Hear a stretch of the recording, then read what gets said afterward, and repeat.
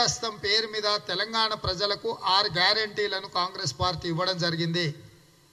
మొదటి గ్యారెంటీ మహాలక్ష్మి.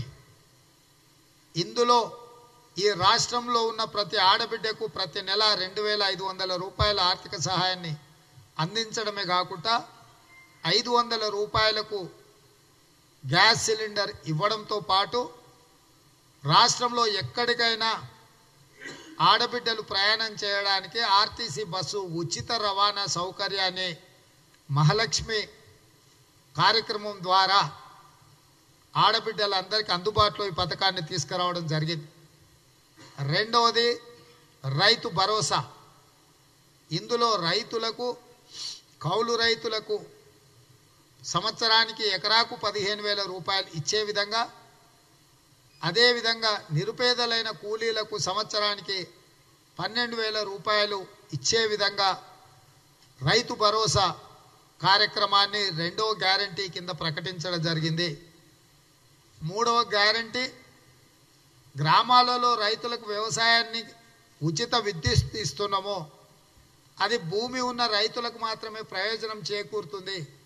భూమి లేని పేదలకు, పట్టణాలలో నగరాలలో నివసిస్తున్న పేదలకు ఇంటికి 200 యూనిట్లు ఉచిత విద్యుత్తును ఇవ్వాలి అని కాంగ్రెస్ పార్టీ నిర్ణయించింది.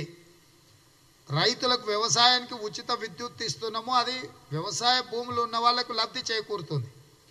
కానీ ఉచిత విద్యుత్తు భూమి లేని పేదలకు గ్రామాలలో, అదేవిధంగా మండల కేంద్రాలలో, నియోజకవర్గ కేంద్రాలలో, జిల్లా కేంద్రాలలో, నగరాలలో ఉన్న వాళ్ళకి ఎలాంటి లబ్ధి చేకూరడం లేదు. కాబట్టి గృహ విద్యుత్తు కోసము గృహజ్యోతి పేరు మీద 200 యూనిట్ల వరకు ఉచిత విద్యుత్తుని ఇవ్వాలని మూడవ గ్యారెంటీని కాంగ్రెస్ పార్టీ ఇవ్వడం జరిగింది.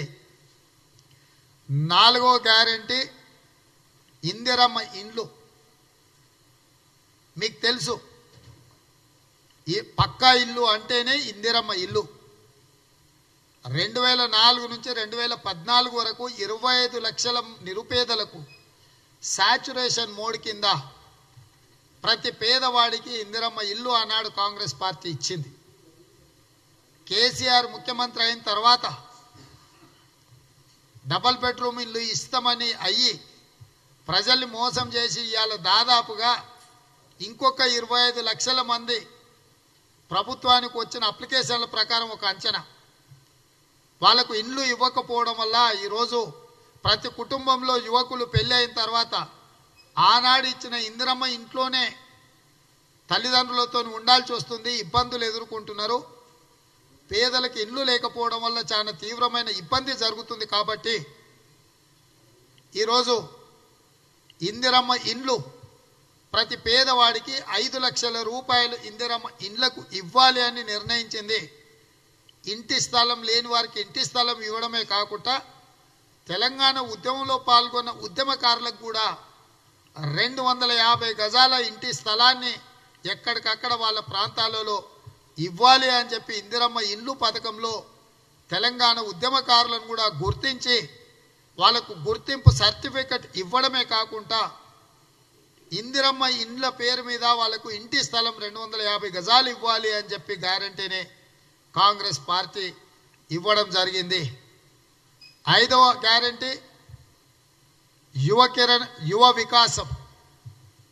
యువ వికాసంలో చదువుకుంటున్న విద్యార్థులకు 5 లక్షల వరకు బ్యాంకులలో ఈ నగదును వాళ్ళ అవసరాలకు, చదువుల కోసము, ఉన్నత చదువుల కోసం వినియోగించుకోవడానికి 5 లక్షల రూపాయల బదిలీ పథకాన్ని కూడా కాంగ్రెస్ పార్టీ యువ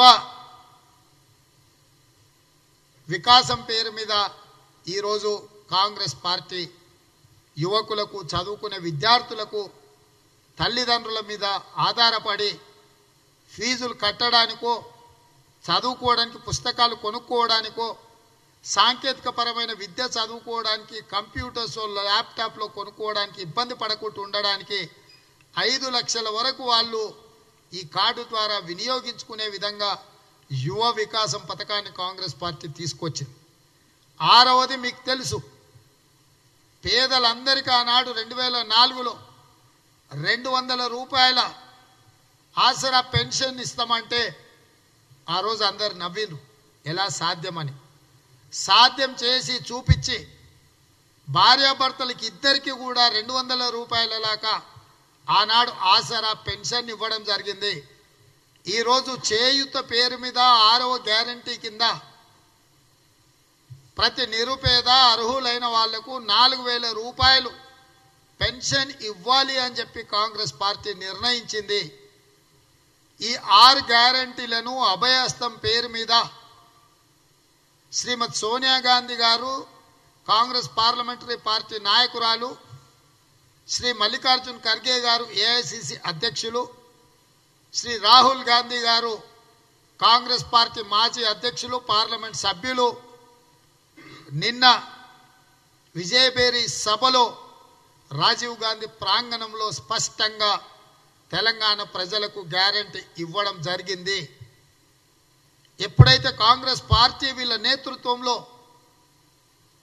అధికారంలోకి వచ్చి నిర్వహించబోయే గ్యారంటీలను రాహుల్ గాంధీ గారి మాటల్లోనే 100 రోజుల్లో టిఆర్ఎస్ పార్టీని గద్దె నుంచి దించుతాము, ఆ తర్వాత 100 రోజుల్లో ఈ అన్ని పథకాలను అమలు చేస్తామని స్పష్టంగా రాహుల్ గాంధీ గారు చెప్పడం జరిగింది. టిఆర్ఎస్ యొక్క ప్రభుత్వ జీవిత కాలం ఇక మిగిలింది నిన్నటికి 100 రోజులు, ఈ రోజుకు 99 రోజులు. అంటే టిఆర్ఎస్ పార్టీ ప్రభుత్వము వాళ్ళ మనుగడ రోజులు లెక్కించుకునే పరిస్థితికి వచ్చింది. నిన్నటికి 100 రోజులైతే ఈ రోజుకు 99 రోజులే. దినదిన గండంగా 100 రోజుల్లో టిఆర్ఎస్ పార్టీని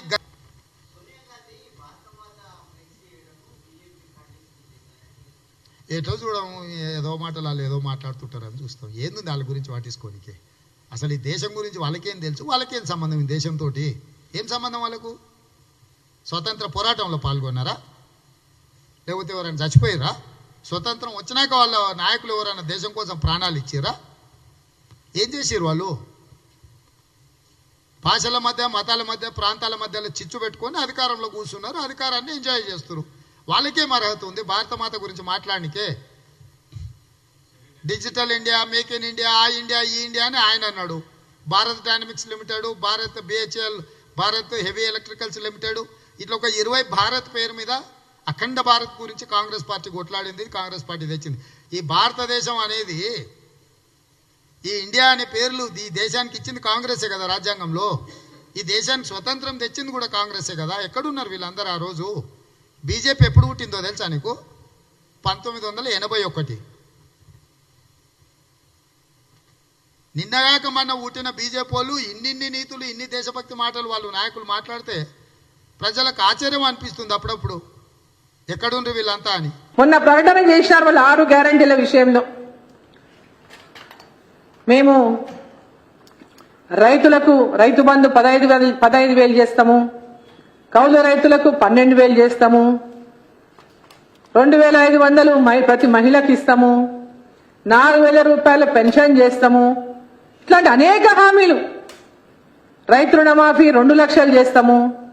ఇట్లాంటి అనేకమైనటువంటి హామీలతో ఇందిరమ్మ ఇండ్లు ఇస్తాము. మళ్ళీ ఇట్లాంటి అనేకమైనటువంటి హామీలతో ప్రజలని, తెలంగాణ ప్రజల్ని మోసం చేయడానికి ప్రయత్నం చేస్తా ఉంది కాంగ్రెస్ పార్టీ. నేను అడుగుతా ఉన్నా, పక్కన ఉన్నటువంటి కర్ణాటకలో మరి 4,000 పెన్షన్ మీరు ఇస్తున్నారా అని చెప్పి నేను ప్రశ్నిస్తా ఉన్నా. పక్కన ఉన్న కర్ణాటకలో మీరు ఇచ్చినటువంటి హామీలు ఈరోజు సరిగ్గా నెరవేర్చలేనటువంటి పరిస్థితి ఉన్నదని చెప్పి స్వయంగా ఆ రాష్ట్ర ముఖ్యమంత్రి, ఉప ముఖ్యమంత్రులు మాట్లాడిన మాట వాస్తవం కాదా అని చెప్పి నేను తెలియజేస్తా ఉన్నా. ఈ యొక్క ఉచిత పథకాల వల్ల అభివృద్ధి చేయలేము. మేము ఇచ్చినటువంటి పథకాల వల్ల, గ్యారంటీల వల్ల ఎలాంటి అభివృద్ధికి కర్ణాటక నోచుకోలేదు అనేటటువంటి చెప్పినటువంటి మాట వాస్తవమా కాదని చెప్పి నేను ప్రశ్నిస్తా ఉన్నా. అలబిగానటువంటి హామీలు ఇచ్చి ప్రజలను మోసం చేయడమే ధ్యేయంగా పెట్టుకున్నటువంటి, ఎట్టి పరిస్థితుల్లో కుర్చీ కావాలనేటటువంటి ఆలోచనతోనే తప్ప ఆ ప్రాంతం యొక్క డెవలప్మెంట్ గురించి కానీ, పిల్లల యువత భవిష్యత్తు గురించి కానీ, దేశ భవిష్యత్తు గురించి కానీ, రాష్ట్ర భవిష్యత్తు గురించి కానీ, రైతు భవిష్యత్తు గురించి కానీ, మహిళల భవిష్యత్తు గురించి కానీ, విద్యార్థుల భవిష్యత్తు గురించి కానీ ఎక్కడైనా మీకు ఆలోచన ఉందా అని చెప్పి నేను ప్రశ్నిస్తా ఉన్నా. ఈరోజు కేవలం ఇక్కడ ఇచ్చినటువంటి హామీలు దేశంలో మీ రాష్ట్రాలు ఎక్కడెక్కడైతే కాంగ్రెస్ పార్టీ రాష్ట్రాలు, రాజస్థాన్ గాని, హిమాచల్ గాని, ఛత్తీస్గఢ్ గాని, మీరు ఎక్కడైనా ఇవి అమలు చేస్తా ఉన్నారని చెప్పి నేను ప్రశ్నిస్తా ఉన్నా. హిమాచల్ ప్రదేశ్ లో 1500 రూపాయలు అక్కడ ఉన్నటువంటి ఆడబిడ్డలకు ఇస్తామని చెప్పి మాట చెప్పినారు. ఇప్పటిదాకా మీరు నెరవేర్చిందా అని చెప్పి నేను ప్రశ్నిస్తా ఉన్నా. ఎక్కడైనా సరే ఈరోజు ఓట్ల కోసం అనేక హామీలు ఇచ్చి అధికారంలోకి రావాలనేటటువంటి ఒక ఆలోచన తప్పితే, దేశవ్యాప్తంగా మీరు కోల్పోయినటువంటి ప్రభావాన్ని మళ్ళా ఎట్లా పొందాలనేటటువంటి ఒక కక్కుర్తి తప్పితే నిజంగా ఈ యొక్క తెలంగాణ గురించి కానీ, దేశం గురించి కానీ మీరు ఏనాడైనా ఆలోచించిందా అని చెప్పి ప్రశ్నిస్తా ఉన్నా.